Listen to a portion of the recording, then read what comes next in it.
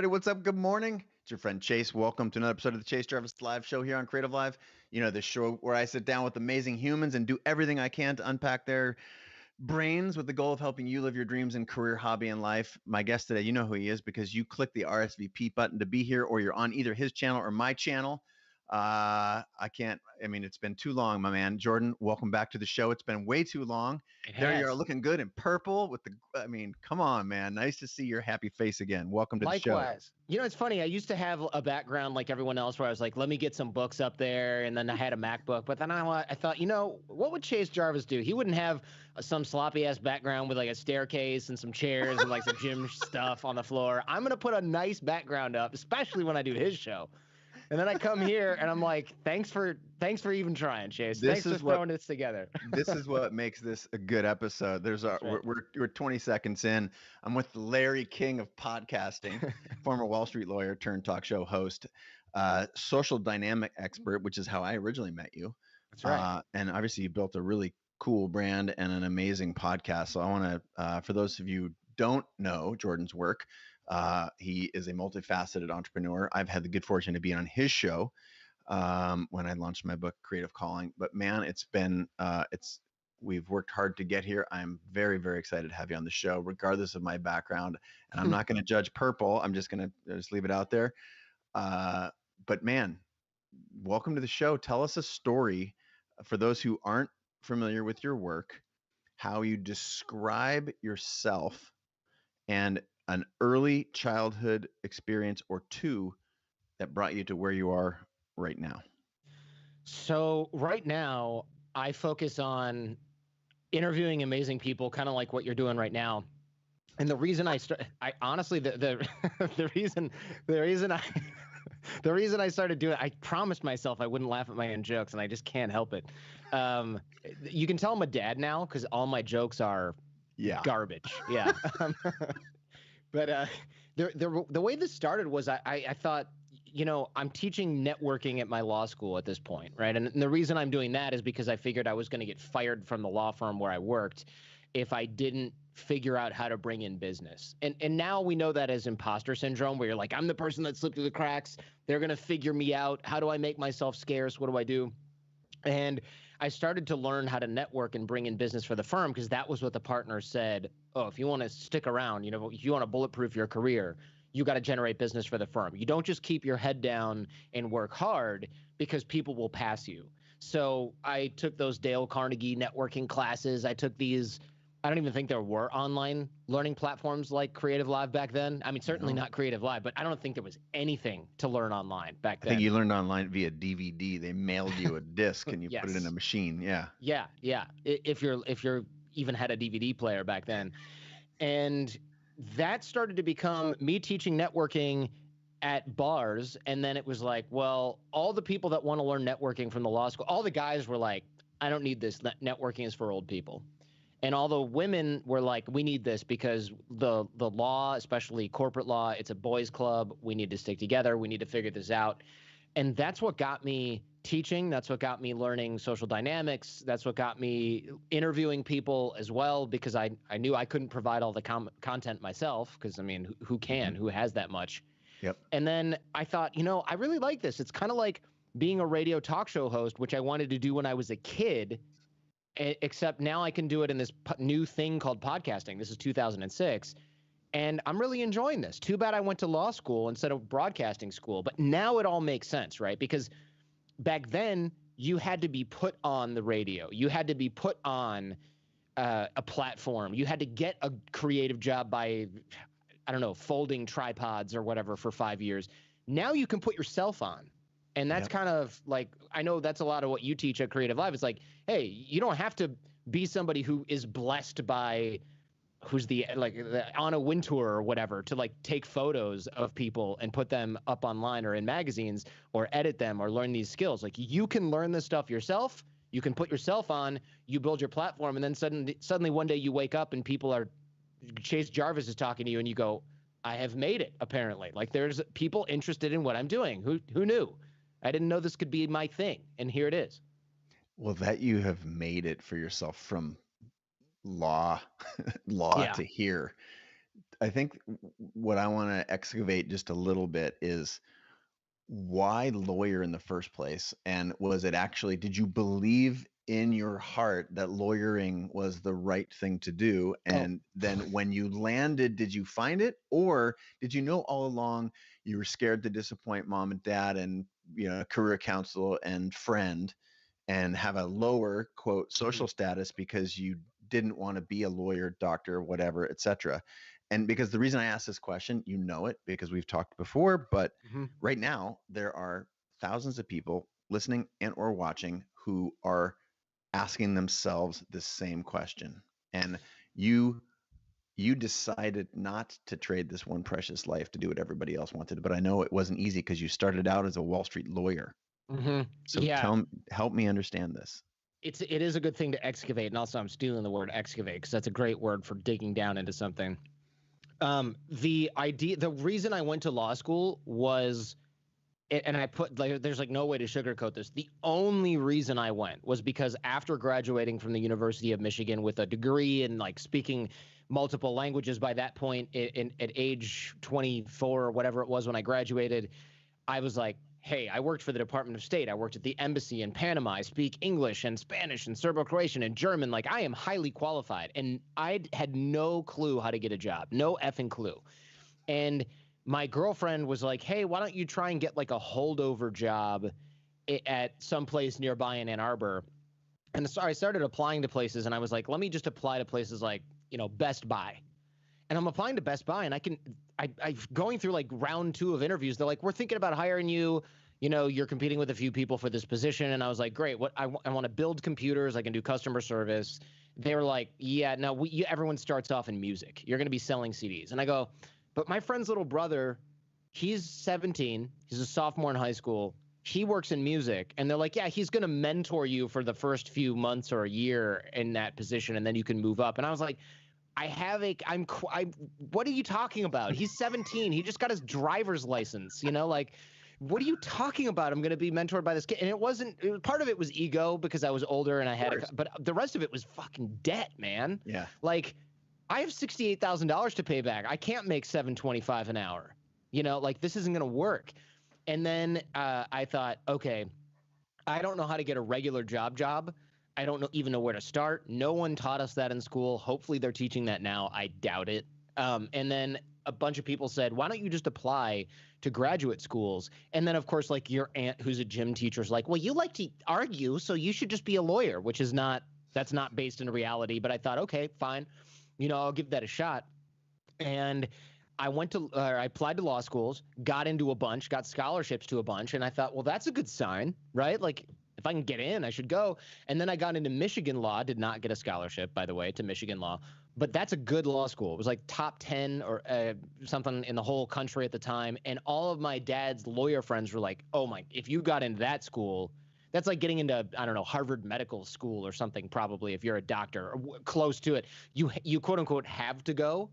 And they loved my international experience. They didn't love my grades or test scores, just to be very, very clear. They weren't like, this guy's brilliant. They were like, this guy's weird, and we like weirdos at public schools. We got to diversify our thought here. So I went, but the whole time I was like, I'm not going to be a lawyer. And I remember my classmates all being like, I got sad news for you. This is a law school. Everyone here is going to end up being a lawyer.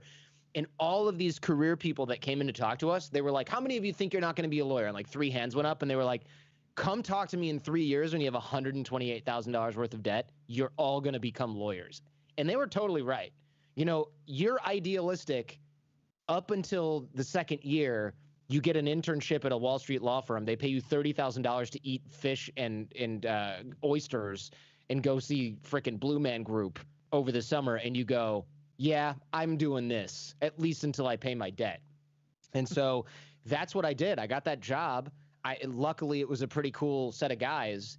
Luckily, people were really candid with me about what it's going to take to become partner. I followed the train of social dynamics and networking and turned it into a dating thing. Ended up moonlighting as a Sirius XM satellite radio talk show host every Friday, and then eventually more during the week. And my law firm we were doing real estate finance. So this is 2007. halfway through the year, or maybe even early 2008, the economy takes a dive. The first thing to go is real estate finance. So they're like, don't worry, you're not fired. Probably going to have to lay all of you off in a few months. But in the meantime, here's full pay, full salary, full benefits. And I was like, I'm doing this podcast that I started in a basement. I like it. I'm doing satellite radio.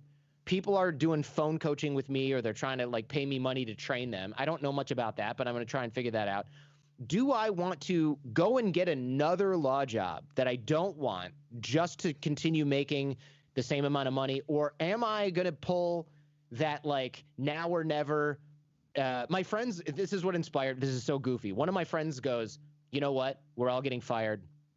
I'm going to play the guitar at bars because I love music, and I might have a music career, and this is the time to find out if I have what it takes. And I was like, chuckling to myself, and I'm like, you probably don't. Like, odds are you don't. But then I thought, you know what? Who am I to say that? And also, I'm kind of, maybe I want to do the radio thing and see if I have what it takes. So I did the radio thing, and I did the podcast thing. And now I'm like, wow, I can't believe I even tried to go to law school. Like, I get it. It's where wannabe overachievers congregate when they find out they have no real employment prospects, if that's accurate.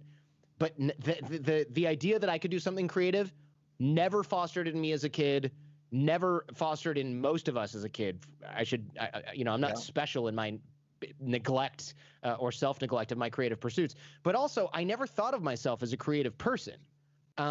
And so it never occurred to me that there was a job where I could do something that I liked and then also get paid for it. It just didn't occur to me. And even the people I knew that were working in radio or were working in journalism, they were broke AF, man. They were not making any money. And so I thought, like, why would I trade a $200,000 a year law job for a $25,000 a year journalism job? Like, that's a dumb move.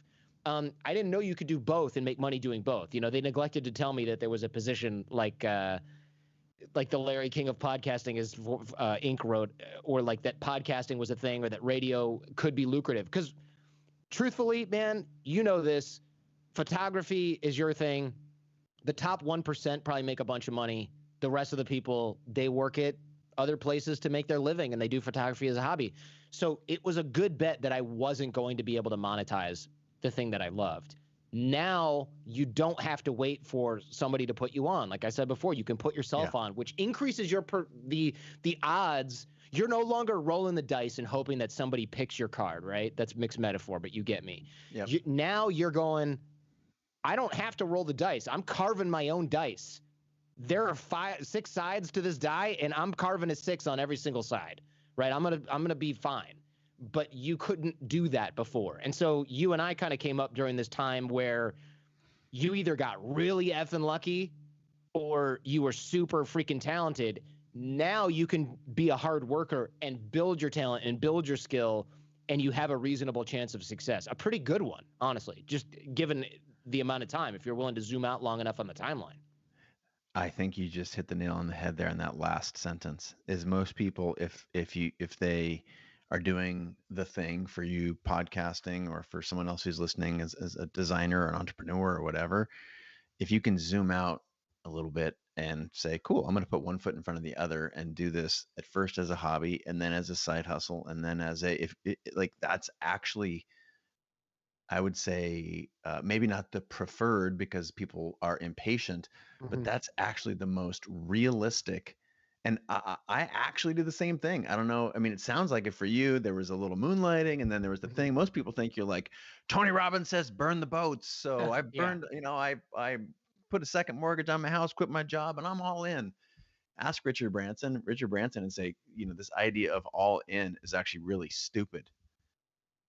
I agree with that. I haven't heard him say that, but I 100% agree with that. Yeah. And it's like managing the downside and continuing to make progress. And that's why that last sentence that you said stuck with me. It's like, if you can zoom out far enough and look at this timeline as I'm going to continue to put one foot in front of another toward the thing, I'm hearkening back to our conversation on your show about creative calling. It's just, you're just walking this path. And when the wind's at your back, great, jog, run, sprint even. But that's not how 99% of the people that you and I either have on the show or are friends with, or it sounds like neither in our case, it didn't work like that. No. And that is the myth that I think you and I ought to continue working to dispel. I know you do a good job on that Yeah. on your show. Um, I agree, man. Look, I think it's what people do when they're in our position sometimes is they go, "Oh man, it's pretty unsexy to say I did a podcast that nobody cared about for a really long time and then I pivoted to do this and I was working at some law firm and then I switched to whatever job and then I was doing odds and ends and I was broke for a while." That's not really great. So what I'm going to do is like collapse this 9-year period or this 12-year period into this like flash in the pan, and I'm going to skip over all that and then just go, and then I believed in myself and then the universe started raining money into my bank account. And it's like that doesn't help someone right now who's at home figuring out focal length of lenses and saving money for their first or their second lens because they're like $1,500 or whatever those things cost, and they're making doing the barista thing in their yeah, day job. It doesn't help that person because that person goes, what am I doing wrong where I'm not getting success and I've been doing this for 3 years? When we tell the truth, we go, 3 years? You've got another decade before you should start worrying about lack of progress. You're doing fine if you're making a single dollar doing your hobby after work. If you're in this for 3 years and somebody's paying you for anything and it's just Saturday afternoons, you're probably killing it. Don't believe the person who's like, yeah, I just picked up a camera and now I'm like in Vogue magazine's roundup for 2021. Like that's not real. And when you see people that are like that, and you dig deep enough and you put 2 whiskeys in them, you find out it's their aunt who like is the editor of the magazine that put them on. Like they didn't just get lucky. And sure, some people get lucky. That's true. But most people don't. Don't rely on it. Discard it. Don't worry about it. There's always time to catch up. A lot of times people who get lucky early, they peter out because they don't have often enough the work ethic to keep it going. And also maybe they're in over their head. And to speak to Richard Branson's point about going all in and the timeline thing we just mentioned, you yeah, don't want to go all in, right? Because if we say, all right, look, I need to zoom and stretch out my timeline 8 more years, you don't have 8 years if you just quit your job and you're like, yeah, now I'm going to only live, eat, and breathe photography or podcasting. Now you got 8 months because your savings is running out. So you have stress that was added to the mix. You have pressure. Now you've got your runway is lit on fire and quickly running out. Why would you do that to yourself? Because somebody on Instagram, some influencer was like, burn the boats, go all in. That person didn't do that, probably. That person did not do that. And when I see, I'm trying not to mention any names, but when I see these influencer guys be like, burn the boats, go all in, I'm like, you worked at your dad's freaking convenience store for like 2 decades before you jumped off into this. You didn't burn any boats. You ain't burned a thing. Why are you telling kids to move out of their house with their parents and go like live on selling stuff on, like, this is unrealistic and it sounds good, but it is garbage. And what you're doing is setting people up for massive amounts of stress. And many people can't handle that and they quit. It's much better to build a little bit at a time and go, I probably could have done that in 10 years instead of 15. You want that, not, well, I burned out in 2 years because I ran out of money and now I'm working, raking leaves and I hate my life. Like, don't do that to yourself. absolutely true. And here's the thing: at some point, I think this idea of burn the boats, you actually will face fear and say, Mhm. gosh, am I really good enough to go all in on this podcasting thing or on this design thing, or leave my 9 to 5 and now join, do my 5 to 9 and maybe still make some money on the side doing some other things to make sure my bills are paid. But there is still a fear moment. There is still a leap. It's just a leap with a small L, and it's not I don't know anything about this. I'm gonna get a second mortgage on my house and Mhm. quit my job. So it's don't worry. The leap is still there. There's still a leap at the end of your sort of experimentation period, but you just want to like minimize the amount of variables. And I've heard you talk about this a lot. And this I'm going to share this, or try and reshape this conversation from the generic to you specifically. Mhm. I've watched you pivot a couple times. I've watched you focus. And the last time I looked at you had 9,000 5-star ratings on your Mhm. podcast.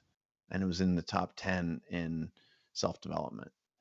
So is pivoting, could you say that pivoting and navigating is a good thing? Did it help you get to where you are, or was it just did it slow you down? And were you the classic person that did the what you just talked about, like I did it in 15, I probably could have done it in 10, or do you attribute some of your success to actually being sort of like water and trying this thing, figuring it out, realizing what didn't work, I wanted to have a different business, or how ought we think of it? Yeah, that's a good question because I just thought about this recently as well. I go, it's really tempting to go, man, if I hadn't spent all this time building a coaching company and talking about dating and relationships, which is what I did for like the first 11 years of Mm-hmm. podcasting, man, if I hadn't spent that time, I probably would be so much further ahead where the Jordan Harbinger Show would be so much further ahead. And then I go, wait a minute. I spent 11 years interviewing people, coaching people. So now when I'm interviewing people, I might not be coaching them, but I'm using a coaching skill set to tease information out or ask them more specific questions or read between the lines, which is like 99% of what coaching is. It's like someone tells you something and you go, what do you Mm-hmm. really mean? What is that? And every Friday we do Feedback Friday, which is an advice show because people write in with these listener questions. If I hadn't had a decade plus of coaching experience, I don't think I'd be able to go, well, you say this, but I think maybe you mean this other thing. I wouldn't necessarily be able to do that. And that has been a great skill set, a great addition to the skill. And the most popular episodes we have, I might have somebody on who's like a famous television star or a movie star or a famous entrepreneur. That episode gets as many downloads or slightly less as every single week's run-of-the-mill me giving advice about somebody escaping a cult or trying to negotiate their salary. Those are the most popular episodes, which tells you, all right, people like the interviews on the Jordan Harbinger Show, but what they really like is for me to go into someone's letter and be like, you said this, but I think you kind of mean that, and also you really should be thinking about this other thing. I would never be able to do that if I hadn't spent 11 years coaching. And so it's very tempting to look up and go, man, I've been editing video for a decade, but I'm really passionate about photography. And I finally jump into photography. And I just, I wish I'd done this the whole time. I wasted all this time editing video. But then if you talk to that person, they go, oh, well, I'm really good already with lighting because I've been editing video. And, I'm really good already with, I don't know what you call this in photography, but like camera lens angles and all that stuff because I've been editing video for so long. And, I'm pretty good at getting the right angle on a person or like getting the right emotional feel for photo because I've been editing video and I've seen those frames, which are essentially photos, and I know like which ones look the best. So you have a hard time convincing me that you wasted 10 years editing video when you know intuitively and you have a great grasp on the software needed for making changes in frames and things like that. That is hardly wasted time. Now, could you have gotten that way to where that you needed to be in 5 years and then jumped into photography? Maybe. And it's tempting to say you could have, but you don't really know that, right? Like, yeah, maybe I could have pivoted into different interviews on the Jordan Harbinger Show earlier than 11 years in, but really, could I have, or would they have been kind of like mediocre crap for a while instead of what they are, which is ideally pretty good? Like you just don't know. When you look backwards, you can't really see the terrain very well because you're already like maybe on the top of the mountain. So everything looks like a straight line and you go, how did it take me so damn long to get there? But when you're on the ground, you realize there's a lot of hills, there's a lot of valleys, there's the shorter peaks, that you thought you were on before. And the terrain is not flat. It just looks flat when you're up really high. And that's a problem because you see other people talking about their journey and they go, yeah, this terrain, it's flat. I don't know what your problem is. Why is it taking so long? Go all in, burn the ships, et cetera, et cetera. Or, you don't really need this experience, or you're wasting your time doing this other thing. I think it's very difficult for me. You'd have a hard time convincing me even that if you're making freaking coffee right now at Starbucks and you go, this is a waste of my time. I bet if you really sat down and thought what you were good at, and what skills you're getting out of it, you'd go, well, I have client service experience because I'm making coffee. I'm good at dealing with difficult people. We get an a-hole every freaking day here at Starbucks. So when you're a freelance video editor or something like that, you're bringing all of those barista skills in there, whether you know it or not. So nothing you're doing now is truly a waste of your time unless you hate every second of it and you also are refusing to learn outright, because and which is why your attitude is so important going into anything, because it'd be easy to be that guy at the coffee store who goes, you know what, I hate this and I hate everyone here and I'm not learning anything. That is not really the right way to look at any experience that you're doing, because it'd be so easy to do that with every single job, and it's just not the case. That, my friends, is a master class in how to think about this transition that you're in right now. Right now, you're jogging down the path, or you're sitting on the park bench, or in your car commuting, and you think it's different. It is exactly what Jordan just said. And the phrase that I use is no effort is ever wasted. I think you said that like 5 times. And this belief that you somehow are discarding a part of you, whatever the hard part is that you're in right now, even if it's not doing the thing, but you're preparing to do the thing, even if it's thinking about having the conversation with your wife, your spouse, your partner about leaving, those cycles are actually part of the process. And everyone wants to short circuit the process. And if you were listening for the last 5 minutes on Jordan's rant there, that defines what success looks like for you. You are on that path right this minute. Now, you said a couple things in there. Speaking of excavating, I want to excavate just a little further, because you casually mentioned 11 years in. Yeah. So, uh, just to be clear, what it takes to get 9,000 5-star reviews on your podcast and to, host radio shows and have your own podcast with legendary guests. And I want to get into a couple specific guests in a second here, because you've had a couple of doozies. 11 years. How long did it take you? You're 11 years in before you started having fun doing that. So that's a good question, because I'm a professional. The current Jordan Harbinger show that has 9,300, to be very specific, reviews as of this morning. Not that I check every single day, at least twice. That show, that's 3 years old. The show I had before that had, I don't know, 14,000 or something like that, and it was over 11 years. I started having fun podcasting on day one through day, I don't know, 1,000. And then I had less fun for several years because I was like, oh, I've got to do this way and I'm unhappy. Look where I am in relation to other people. I should be doing this. I should be doing that. And I ruined my hobby by making it a job and then taking a negative attitude towards it. And instead of celebrating where I was, looking at how far behind I was. Now, that's good for lighting a fire under your butt and making sure that you move faster. But you really, and I didn't realize this at the time, you really do need to balance comparing yourself to others for motivation with comparing yourself to others because you're just self-flagellating and beating yourself up constantly and whipping yourself every day and going, I'm never going to be as good as Charlie Rose, who's like 60 at the time that I probably started podcasting, right? Or 55 and has been doing it for 35 years. You make all these unfair comparisons and things like that. And then 11 years in, when I started the Jordan Harbinger Show, so the current iteration of the podcast, I had been having fun since year 7. And I remember it because my 7-year anniversary of doing the previous show, I had this guest on, Robert Greene, who's an author who wrote 48 Laws of Power. And a lot of people probably know who he is. And I was like, I can't mess this up. This is Robert freaking Greene.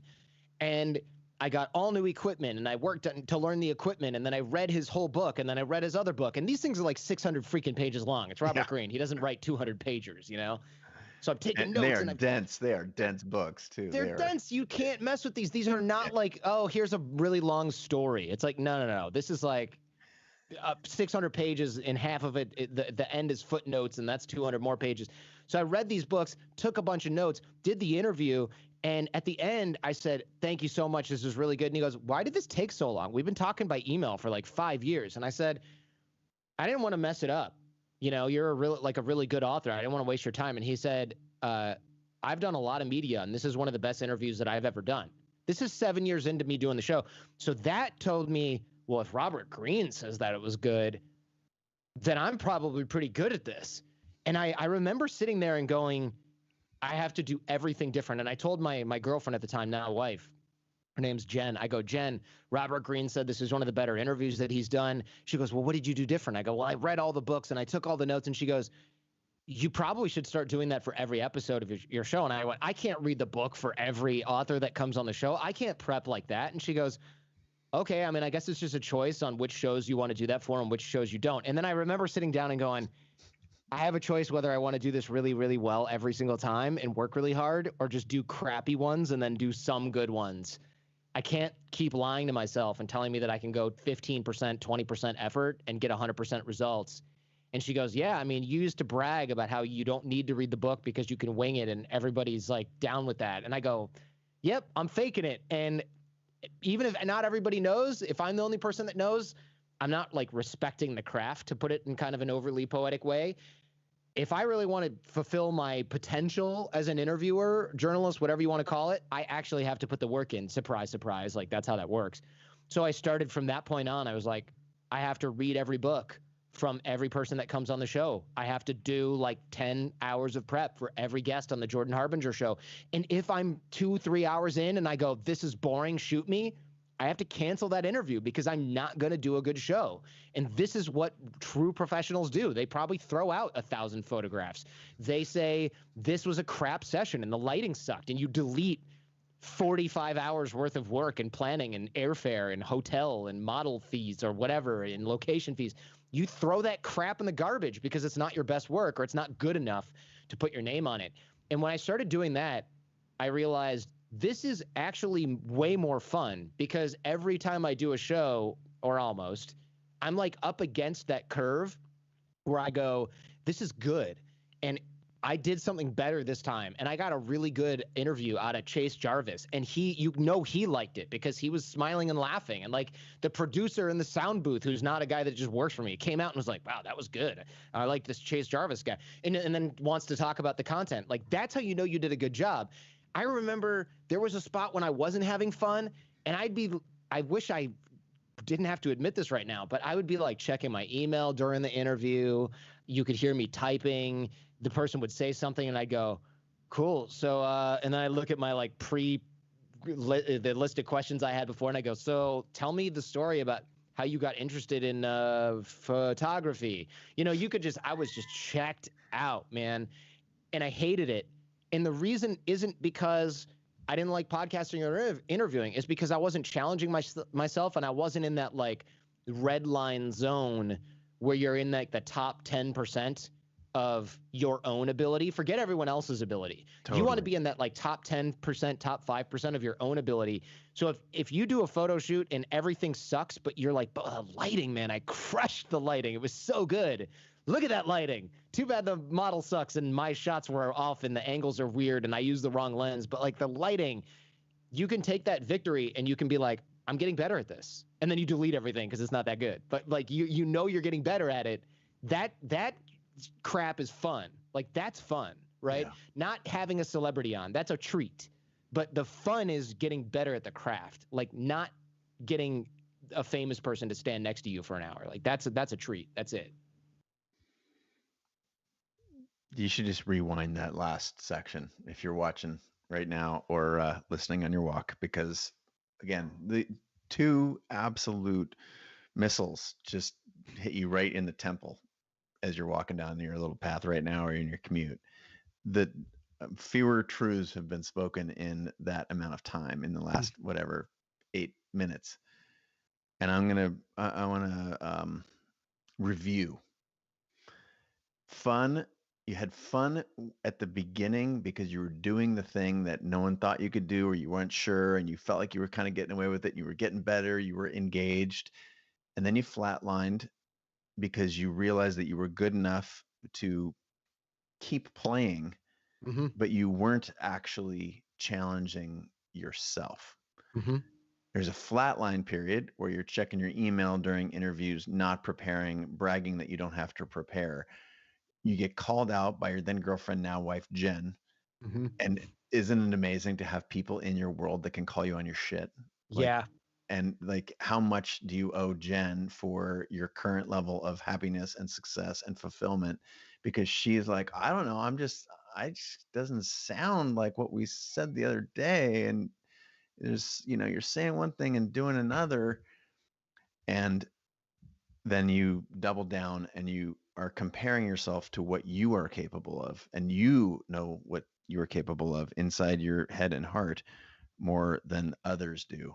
And now you're having fun again.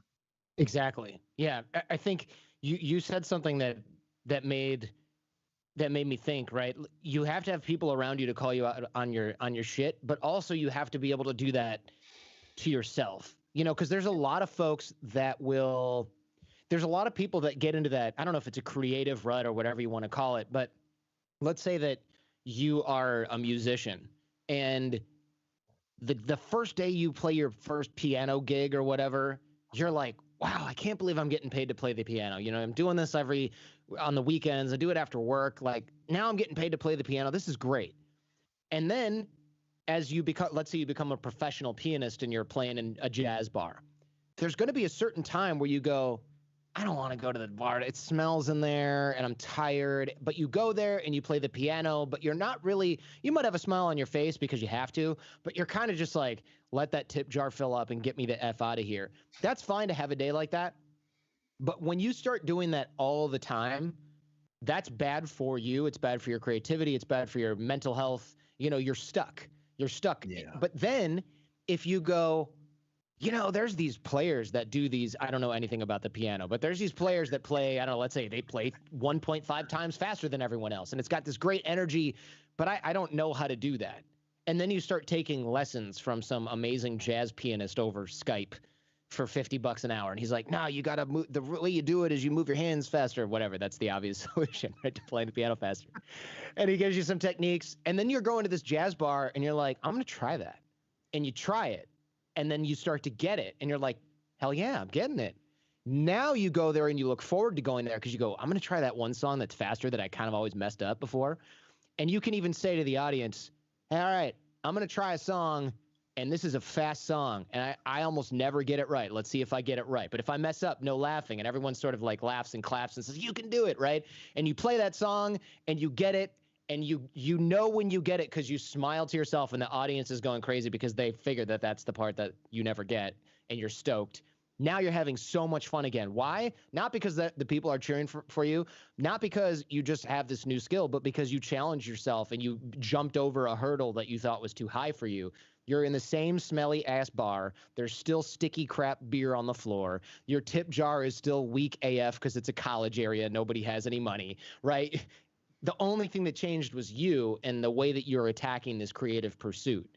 And that makes it all worth it. It makes it all way more fun. And it makes you want to stick with it instead of get a side job as a barista because you're not improving and you hate going to that same place, right? Like people do that in their jobs.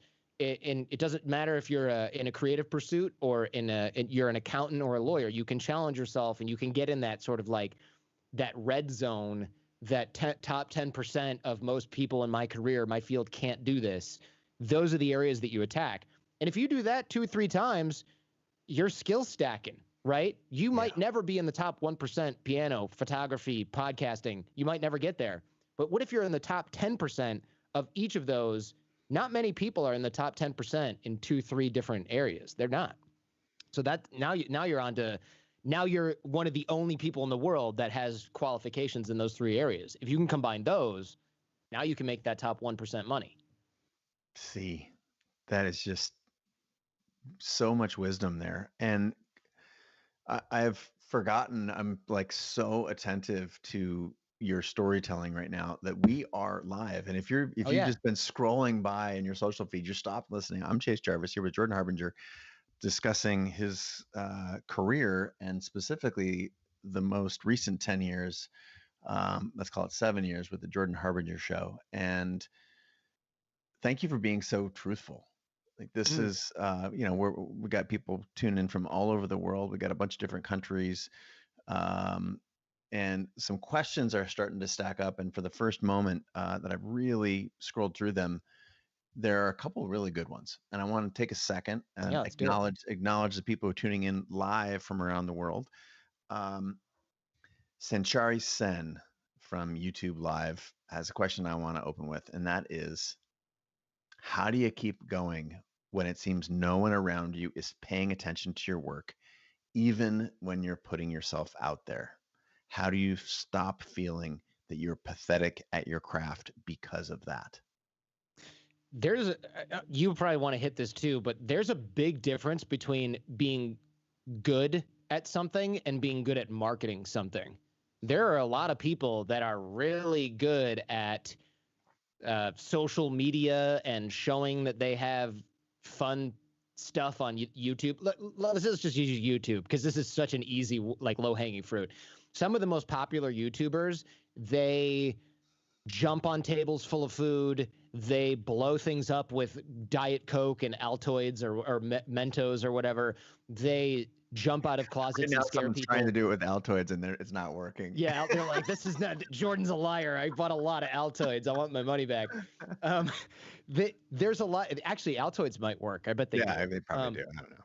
But like, there's people doing that. Are those people super skilled, innovative creators? I mean, the first people to do that maybe were, but the rest of them are clones and they're playing the Google algorithm.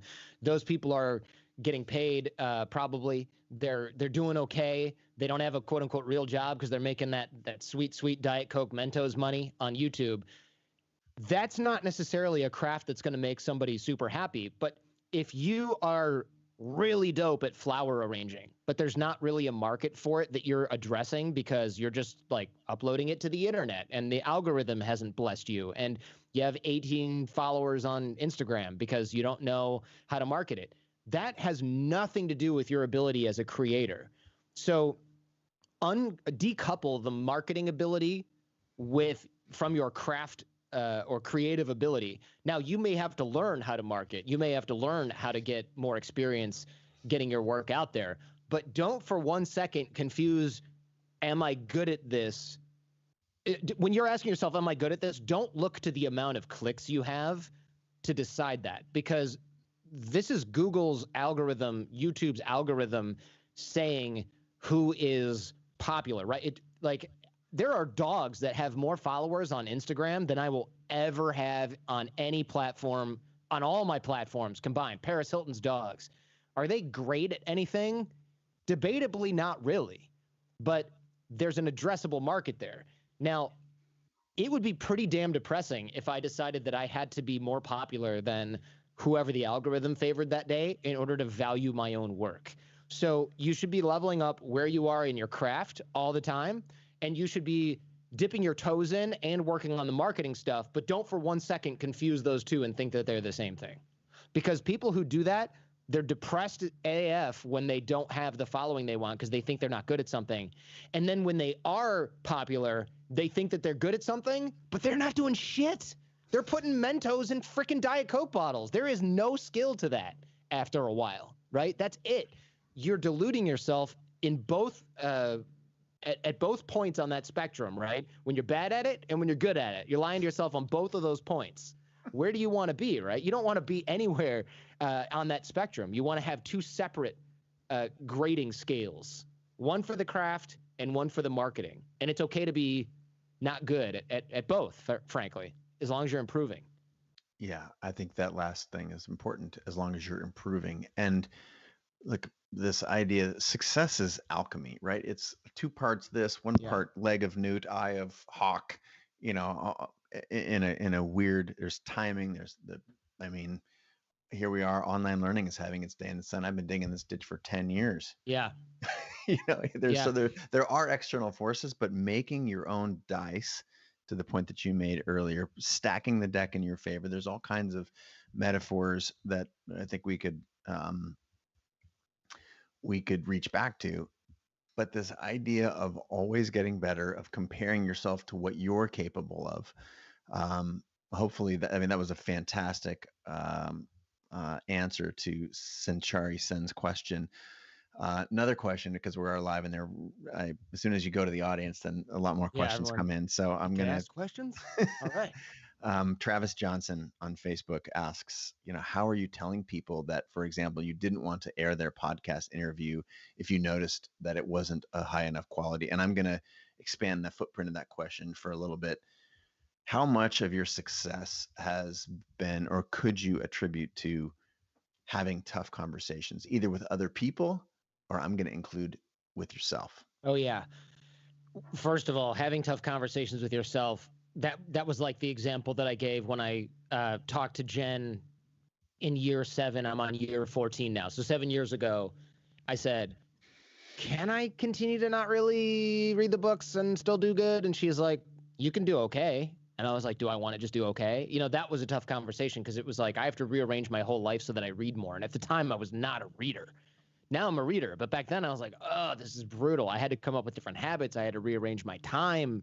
Um, those difficult conversations are, I hate to sound cheesy, but that's like where you squeeze the real juice out of your craft and out of life, right? You might be using a bunch of stuff and let's say, to bring a photography example in, right? Let's say you're really awesome with like a point and shoot disposable camera, and that's how you got started because you were in the 90s and that's all you could afford.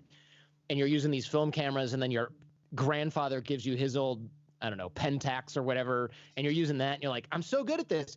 And then people go, "Hey, DSLRs are the future, and you got to get better with these lenses, and you got to know how to edit." And you go, "I don't really want to learn that. That's going to take a ton of time." But then you got to sit down and go, "Am I really going to be really good at this unless I learn all that stuff?" And then you sign up for Creative Live immediately because that's where all the learning knowledge is for all the software and all these different things. And you realize that you are getting better because you had that tough conversation with yourself. Having tough conversations with others, that does happen. Ideally, it happens a little bit less. Always take the blame. Let's say you are doing a podcast with somebody and you record the conversation and it's horrible. You don't say, "Listen, Chase, you just didn't do well. That was not good. You're just not fun, man. I'm sorry." Like, you don't do that. You say, "Chase, I was not prepared adequately for this, and I'm ashamed, but I really don't want to air it because it's not going to make either of us look good. I would be honored to do this again at another time. I will prepare better, but I don't want to waste your time rescheduling right now. I want to come back in a year when I've had a chance to really revamp everything." And they might be like, "You just wasted a bunch of my time. I don't ever want to talk to you again." And that's fair. That's why I always advise when people start something like this, I go, don't go for the Richard Branson episode number 5, right? I don't want to say pay your dues, but you got to put skills in. When people go, "Oh, I have a great network of guests I can get for the podcast," I go, "Don't call any of them yet. Do Because like you're not 30, good. You're not good. Do like 30 shows with your friends and your family and people that don't even care and are never going to check if the episode comes out. And you can delete like 20 of those 30. And then you have your first 10 and it looks like you maybe kind of know what you're doing." That's what you should be doing. Those are the hard conversations. And also it's tough to do that because you go, "Wait, you're saying put in 30 hours of recording with 5 hours of prep, 3 hours of prep for each one, and then just delete them?" Yes, that's what I'm saying. That's exactly what I'm saying. It's kind of like going to the gym before and working out before you get in a boxing ring. It's generally a pretty good idea. You're welcome to go into the ring and get punched twice and get knocked out and have to go to the hospital, but it's probably better if you know a little bit about what you're doing beforehand. So true. We're getting people sharing not just where they're from, but some great stories about throwing. This is images by images by Gretchen from YouTube Live. She said, "I've thrown out 30,000 photographs since March 2020."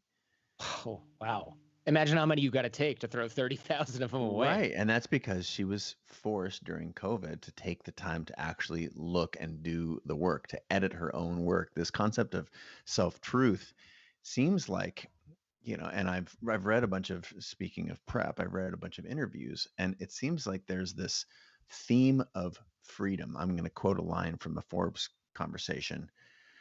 "What can you do to avoid some of these things early in your career, Harbinger? Create freedom for yourself." So whether that's the ability to have hard conversations with yourself or others, this notion of doing the thing that you're supposed to be doing, working on that craft, how important is this? Is this important for you, Jordan? This concept of freedom, or are you advocating that what anyone is doing when they're pursuing something that they are good at and passionate about, and having tough, honest conversations with themselves and others around them, is freedom your main vector in life, or is this a common theme for everyone who's trying to pursue their dreams? That's a good question. It's tough, right? Because when I think about that, when I buy time with phrases like "that's a good question," um, I mean that for me, I started off as unemployable. I don't know how many other people out there can identify with this, right? But you go, wait, I'm gonna have to have a boss that tells me what to do. Okay, that's an immature outlook. Of course, I need people to tell me what to do. But the whole imposter syndrome of working on Wall Street, I'm going to get fired, this isn't working for me. That layer of stress was hanging over me. So I started by thinking, what can I do where I control my own sort of destiny here so that I don't get kicked off the boat, kicked off the island before I figured out what to do. And then as you get better and more evolved in your craft and your career and your business, you start to want freedom because you go, well, wait a second. Why am I on lockstep pay with all these other people doing the same thing, except I'm working harder, I'm doing more, I've got more skill, I'm generating business for the firm, I should be getting more. So I always sort of march to the beat of my own drummer. And I think a lot of creative people are like that. Again, I never thought of myself as creative, but I would imagine that somebody who is watching creative live courses and watching Chase Jarvis live here right now on YouTube or Facebook or wherever, those are people that are not necessarily thinking, no, I want to work in an organization with a rigid hierarchy that always delivers the exact same results for everyone because that's the easiest path. Like these are people who have chosen difficult paths because they want to do something that they love, generally speaking. And that becomes freedom because whether you succeed or you fail, that is of your own making a lot of the time. I mean, things can happen to you and to your business, to be fair, but you have the choice whether to get back up and do it again or try all over again. And that's both terrifying and also extremely liberating. And now that I'm 41 years old and I've got a kid and I'm married and things like that, I look at this and I go, wow, thank goodness I didn't just work in a regular job, because now, what's that phrase, Chase, where they always say this at like entrepreneur meetups and stuff, or like EO, they say being a business owner or entrepreneur is like living your life for years like nobody else will, so that you can live the rest of your life like nobody else can. Does that make sense? Am I getting that right? Something along those lines, right? Yeah, you just pulled that out of nowhere. Wow. Yeah, you basically punish yourself for a long time because you kind of you're onto something. And then later on you go, oh, I can take like 3 months off every year, or I can retire at age 50 or 45 if I want to, or I can only do things that I like doing because I'm in charge now. But you have to really set that up for yourself. And it helps to know that early on, so you don't wake up one day and go, I'm so sick of running a software company. It's like, well, cool. Good thing you did that for 15 years and now you're the boss. Like, you got to think about that stuff ahead of time and plan it out. It's tough, but it helps to be able to do that. Yeah. This couple of other questions coming in that I think are and comments. Lynn Faustine from Facebook, 10,000 hours of work to the starting line. That's what I believe is like, that's the get in the door. Like, yeah, it's like, let's use pro golf because it's a weird esoteric game. Yes. That there's only 300 people that are actually on the tour. Let's just take that as I think wow. that might be true. I think it might be even less than that, but there are several tours, but the main one, and they're not looking around for high fives because they put in 10,000 hours. That's to get to remotely possible to be differentiated in your space. And you can argue there are all kinds of hacks, and I'm going to do this and that, but nobody that I know who hacked their way there has longevity and staying power and is a true authority and a badass in any of these endeavors. Because when they hacked their way in there, they got their foot in the door, then they realized all the stuff that they skipped is actually really, really valuable. So it goes back to the point of 10,000 hours. Again, this is a little bit of a euphemism for just a lot of hard work to get there. Like, as soon as you cut those corners, you realize that, God, I need a different way of learning those same lessons. And you end up going back. And you're 14 years in now, 7 with the Jordan Harbinger Show. That's 3 what it with takes. the Jordan Harbinger Show. 3 years in. Yeah. Got it. And this idea of shortcuts and of, it's tempting. And I'm not saying don't go fast, because urgency is fantastic. I want to get good and I'm willing to put in extra time in order to do that. Like those are all, no one's like gonna fault you for that, but Mm-hmm. expecting that you are somehow so gifted or blessed by some other mechanism that you don't have to work is where I don't want people to make a bet.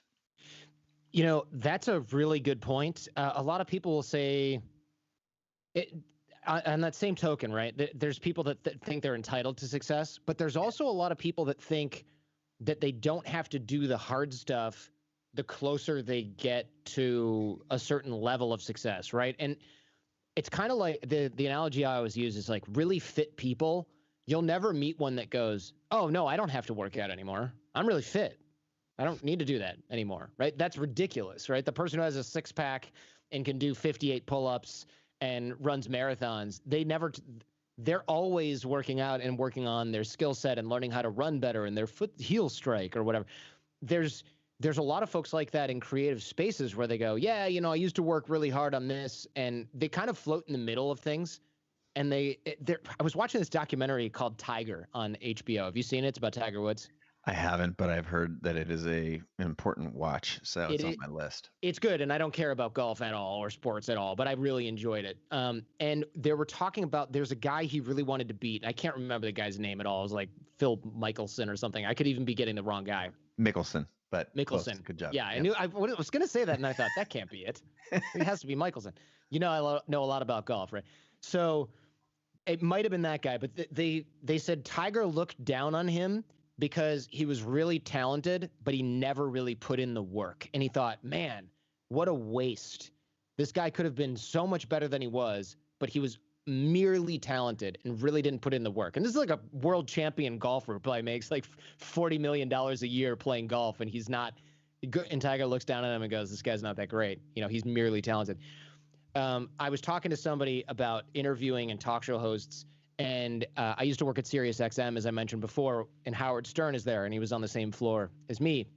And I remember talking to people, and I'd go, how does the show work? Well, how does he run it? I want to learn everything about it. And I'd have these conversations with these folks, and people would say, like, oh, he's just naturally so funny, and da-da-da. And the people that worked with him would go, yeah, I mean, he is, but he watches the movie from the guests that are coming in. He reads the books. And everyone's like, what? Howard Stern read Anna Nicole Smith's biography? Hell yeah, he did. Not only did he read it, there's 14 comedians or 4 whatever people in the back room somewhere. They all read it, watched a bunch of videos, watched a bunch of her stuff. They're in the back writing jokes, text. They have some sort of it was like Slack, but before Slack. They have some sort of thing where they're writing lines that he can throw out there. So he is not only super prepared, but he's got super prepared people helping him in real time. Meanwhile, all these sort of like mid-tier evening drive shock jockey people, they would walk in like hungover and go, yeah, who do we have today? Chase Jarvis. What does he do? He takes pictures, or does he take videos? I don't know. Screw it. Whatever. It'll be fine. We'll just like make fun of him and when he comes in, and it'll be fine. Those shows never went anywhere because that's what those guys were doing to prep, because they thought they didn't need to.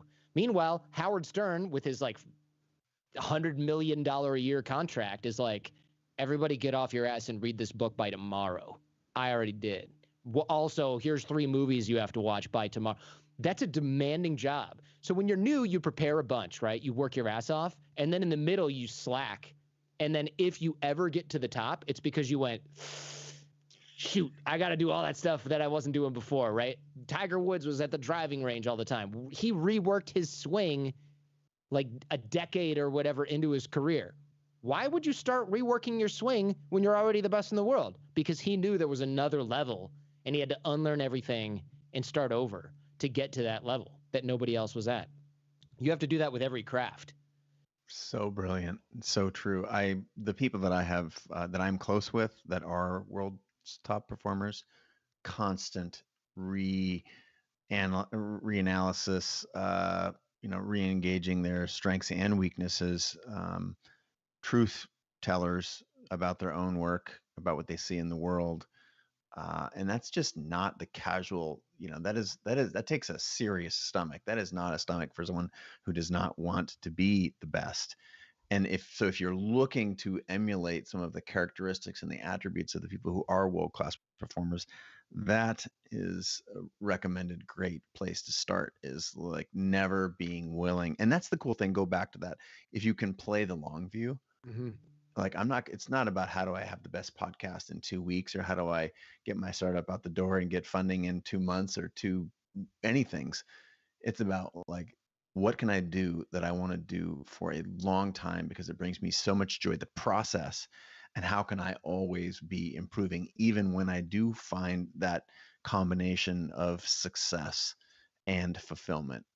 I think that is, I would underscore that, having experienced that same sort of these different growth plateaus personally and as a characteristic of people who are the world's best performers that I've had on the show.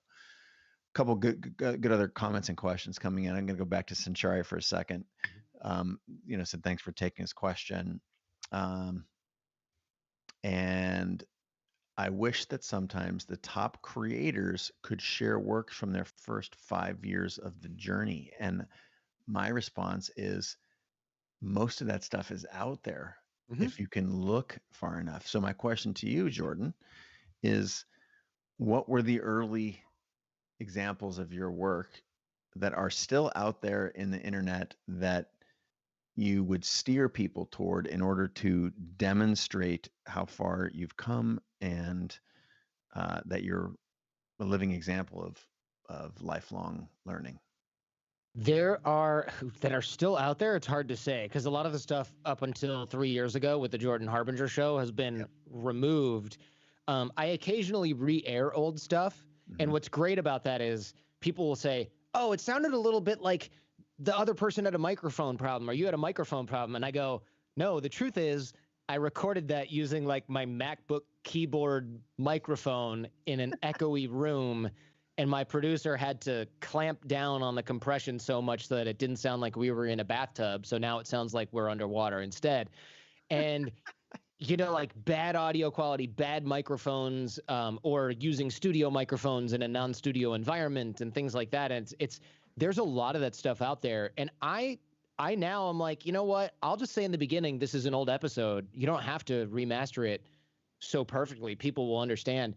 I definitely want to go back into my those hard drives that I have from a million years ago and find like episode 1, because I remember listening to it a few years ago, and I think it started off as, "Hey, what's going on, guys? This is our new show, and we're gonna be like talking about a lot of different topics." I mean, it was horrible, right? And it was like, we don't really know what the next episode's gonna be yet, but please join us. And I don't know what I was thinking, but that we were having fun. That was the energy level I was at apparently when I was having fun. Um, like the stuff you see now from the best people in the world at whatever they do, like that's a highly curated kind of thing. You might take 50 selfies to put up a good one that has, and then you're editing it in Photoshop. That's where the self-comparison thing comes into play. So there are some older episodes out there. I definitely want to post some of the old ones just for fun, but I think it's almost like the wrong question in a way, because it seems like what he wants to do, Centauri wants to do, is go, "Oh, look, they weren't always that good," but that's not even relevant, right? Because you're just gonna compare where you are and go, "Oh, okay, at least I'm as good or better than that," but that's not even a relevant sort of comparison. Right? Yeah. It's just not. It won't do anything for you, but it'll make you laugh in a moment. It'll make you feel better for a minute, but it won't really do anything for you. Another comment that's worth sharing here, if you don't mind, this idea of maintaining relationships. Now, you are a relationship expert. I don't know how you would talk about the emphasis you had on your early career in coaching and whatnot. This question is specifically from Eric DeWald. How do you maintain relationships, a network? Is it different or similar to your close social circles? And I asked this question at this juncture in the show for two reasons. One, because it just popped up about 10 minutes ago, and I marked it here. But I think it's important to, you mentioned Jen earlier, former girlfriend, now wife. Having people in your world that this is not a one. I mean, certainly so many things do come down to you, but all of the success you just went through at length, the Howard Stern example, Mm. like surrounding yourself with great people. Um, and even if it's just being able to connect with other people to have as a guest on your show, or to invest in your startup, or if you're not the marketer, to join forces and to become a marketer. So I'm going to expand Eric's question here to how important are relationships to success in any field? And would you please give some specific examples? Yeah, definitely. I always refer to networking as the insurance policy that money could never buy. Because when you're up on top, like right now, I'm sure you have people calling you like, "Hey, Chase, dude, get me on your show. Let me do a creative live course, man." Where were you before I had creative live and I wanted to use your loft? Like you were busy, bro. There's a lot of that. Um, you got to dig the well before you get thirsty is I think that's a book title by this guy.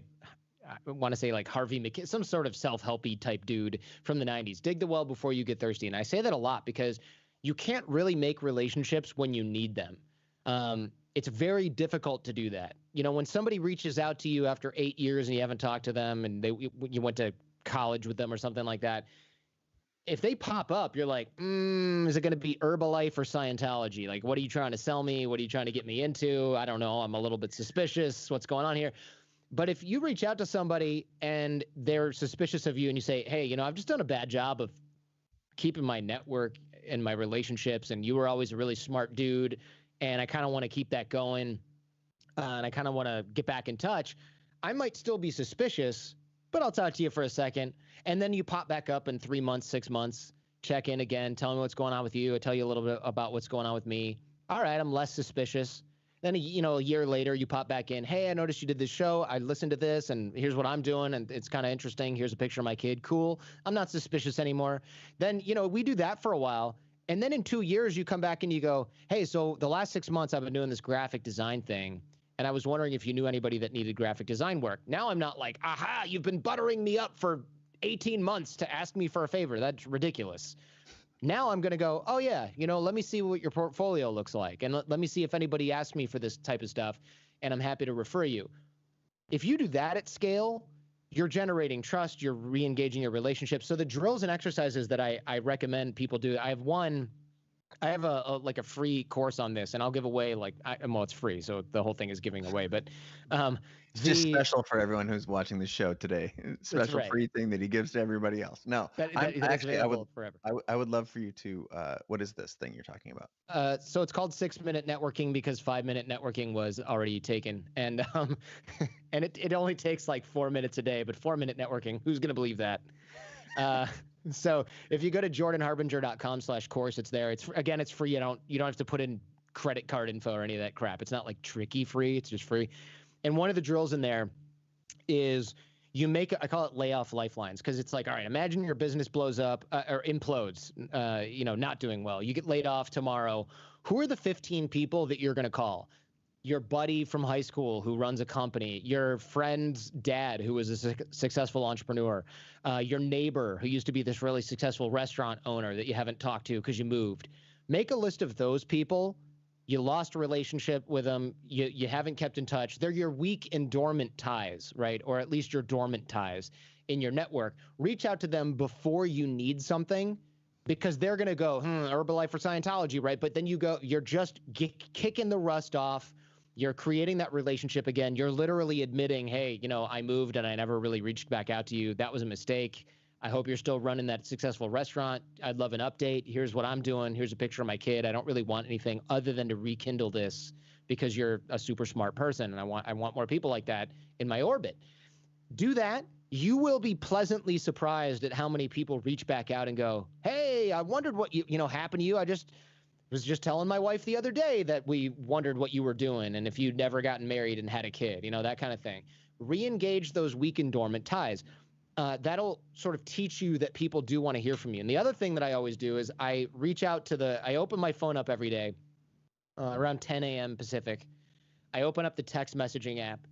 I scroll all the way to the bottom. And that's where, like, where your ex-girlfriends are. You can skip those, or your ex-boyfriends, whatever. Skip those people. But then you can, or not, whatever. But those are where those like really weak, really dormant ties are, right? It's like the guy who works for Creative Live, who I went to lunch with that one day after I filmed my course and didn't really keep in touch with him. I'm going to see what that guy's doing. Where's that guy now? Oh, he moved to Colorado. He's got a dog and he's a dog trainer and is part-time, but he still works at Creative Live, like remotely. Cool. Let's catch up with them. Let's catch up with this other person who I had lunch with once after a conference in San Diego. You'll find, if you do this, I call this drill Connect 4 because I do it with 4 people a day. Maybe half of them don't reply, or one's like, new phone, who dis, and it's not even the same person's phone anymore. You can delete them. But 2 or 3 out of the 4 people will reply and go like, oh my God, it's been forever. I haven't heard from you in ages. What's going on? I'm selling bikes over in Utah. I decided that to hell with law. Tell me what you're up to, right? You're re-engaging those people as well. And if you do that every day, 5 days, let's say 5 days a week, you're doing 4 people a day. That's 20 people a week, 80 people a month that you are re-engaging. Let's say you have a 50% response rate, just for the sake of math. It'll probably be higher. That's really a lot of people that you are now top of mind for them, and they are top of mind for you. So you know that this person just started a law practice and could use some immigration law clients. They know that you're running a graphic design workshop, so they know to think of you. And I will tell you, every single day or close to it, an opportunity from my phone and from doing this pops up. Someone will go, hey, Jordan, good talking with you 2-3 months ago via text for 30 seconds, right? They don't turn into lunches and coffees. Don't worry about that. You should be so lucky. Somebody will go, hey, I'm going into a meeting right now, a Zoom meeting these days, and we're picking our annual speaker for our sales meeting. Do you do keynote speaking? Yeah, I do. Here's my fee. Let me know if you can work with that. You get a speaking gig. Or they go, do you know anybody that does really good web design? And I go, yeah, I do. The guy who did my site, he's great. Let me throw him a referral. Now that guy's thrilled with me.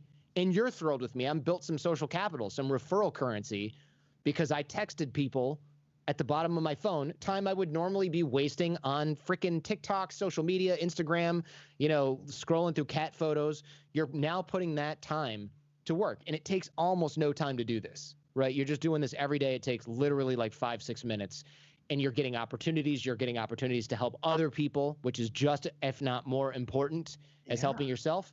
And that's all the networking there is. You don't have to go to these meetups. You don't have to drive across town to go to a mixer and eat stale cookies and drink Kool-Aid with a dude in a $99 suit, running drills so you can memorize people's names. You don't have to do that stuff.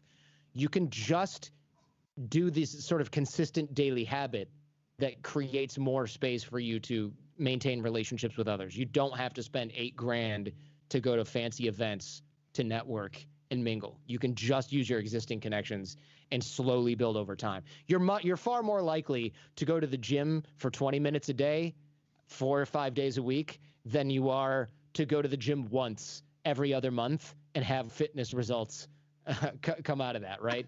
It's all about that consistency. If you don't have time to work out, go for a walk every day, walk a mile. You're going to have better results than trying to run a 10K every 90 days. So true. And if we are our habits, right? So you are the things that you repeatedly do, whether you like it or not, and conditioning that. To put a fine point on that, you're talking about an actual relationship. Crazy. Surprise, surprise, that actual relationships are what matters in this world. And you just articulated the difference between someone who needs something and who is a grifter versus someone who you have an actual relationship with. It may be, not as developed as you'd like, then work harder at it. But there's an actual connection there. And I just encourage people to add value, over time before you talked about staying in touch. I think there's another one I can, just showing up in people's comments and supporting your show, leaving a review, all the things that I think those seems like basic knowledge points, but we're getting these questions, and what's obvious to some, like this hopefully is an aha, and we're getting a lot of aha moments here in the comments. I'm just going to go back here. Images by Gretchen chiming back in, Travis, Alex, Lively, traveling, Amber. We've got New York in the house, India, Esperanto, California, New Jersey. What time is it in London right now? It's getting late. Oh yeah. Uh, there's a global universe of folks here tuning in to say thank you so much, Jordan, for the wisdom that you're sharing on a handful of different topics. I want to go back in the true fashion of a full circle. And as we wrap up here, because I realize I'm keeping you a little longer than I told you I would, but All good. We open this with the journey that we each put ourselves on in order to either fulfill culture's goals for us and the goals that the factory and the economy have for creating a good worker bee, and how those are largely outdated. I'm looking for some good closing advice for the folks that have now you have piqued their interest, of course, across the course of our conversation, and they need a place to start, because most people, having been running Creative Live for 10 years and served tens of millions of people, there is a unique, I believe, a distrust that is embedded in us as young children, in the same way that distrust for creativity has been embedded in us. There's a distrust for that we can actually make a life that we care about doing something as seemingly whimsical as hosting your own radio show or podcast, for example. There are people who are stuck there right now.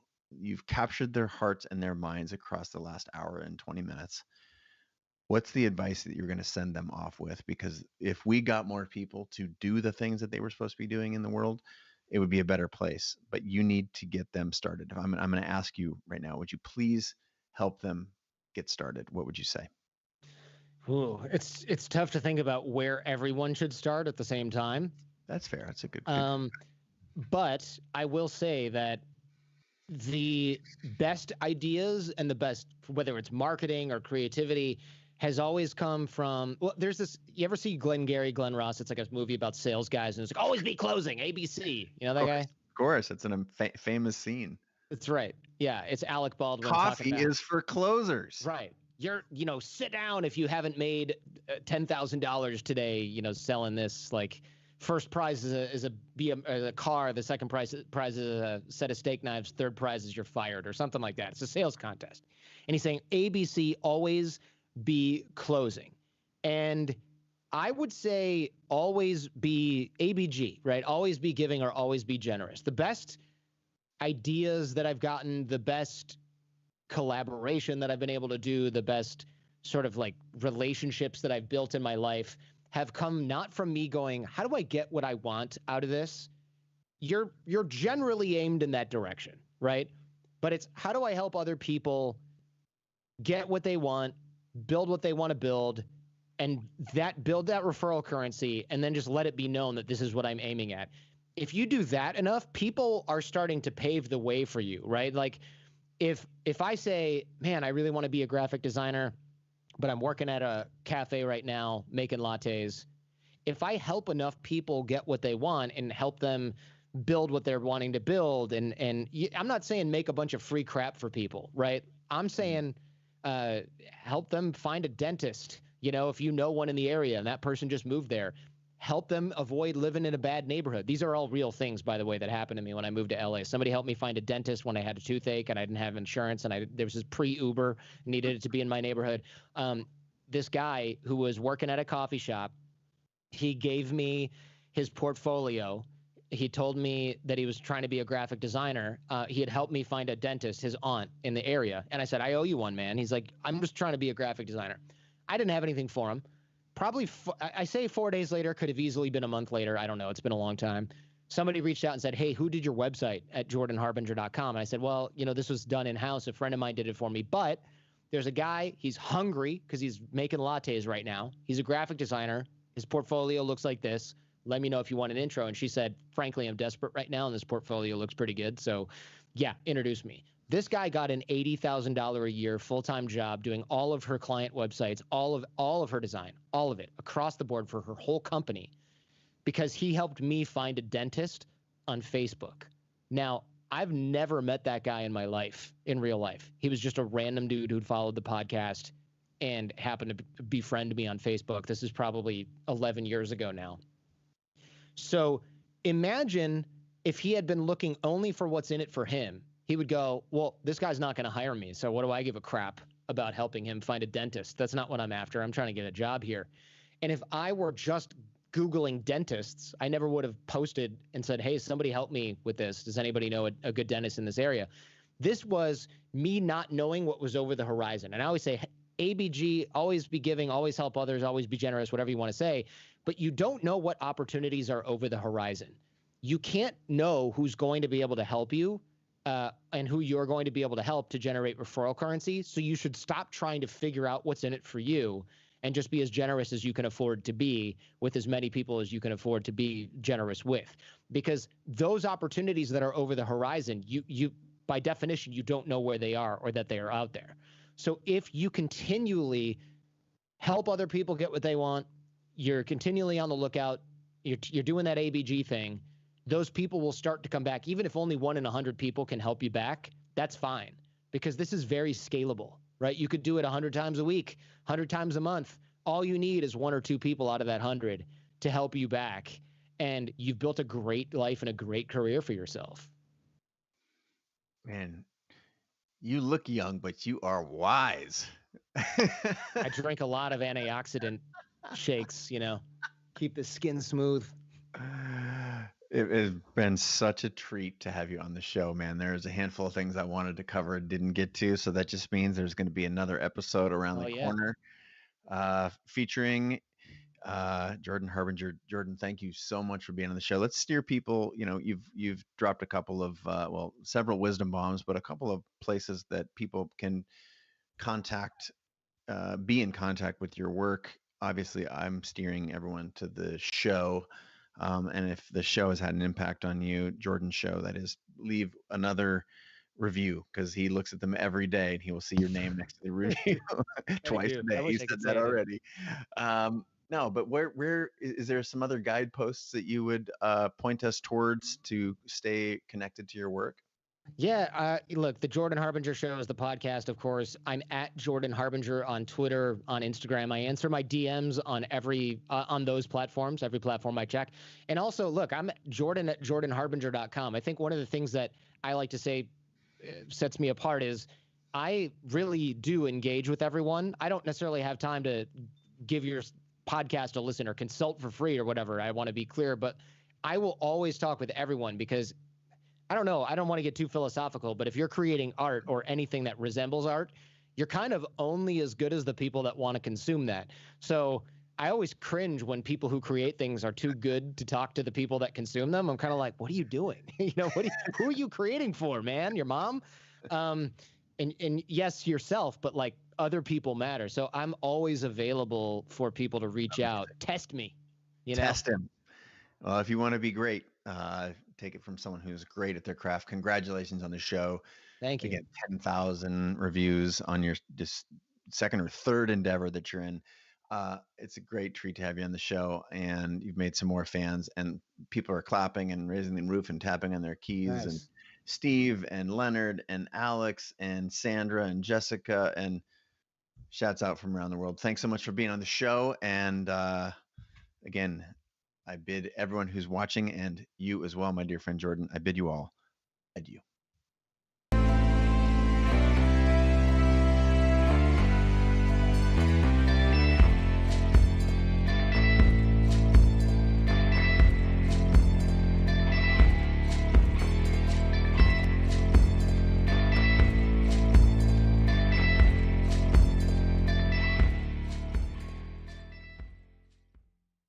Pursuing creativity is arguably the most practical thing that you can do. We humans are adaptation champions. That's what makes us human, our ability to imagine. The hard part is to look inside and say, what are my invisible beliefs that I have about money? I wanted to figure out how it actually worked. And you are really here because you became passionate about an idea. What does it take to capture great photographs of birds?